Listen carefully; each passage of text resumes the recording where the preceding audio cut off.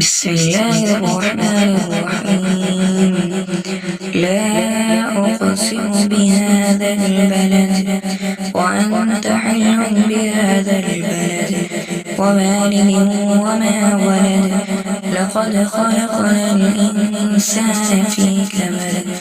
أيحسب أن لن يقدر عليه أحد. يقول أهلكت مالا لبدا. أيحسب أن لم يره أحد.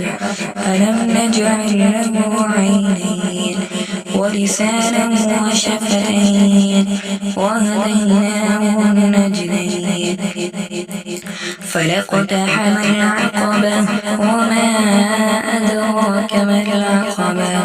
فك رقبة أو إطعام في يوم ذي مسغبة يتيما ذا مقربة أو مسكينا ذا متربة.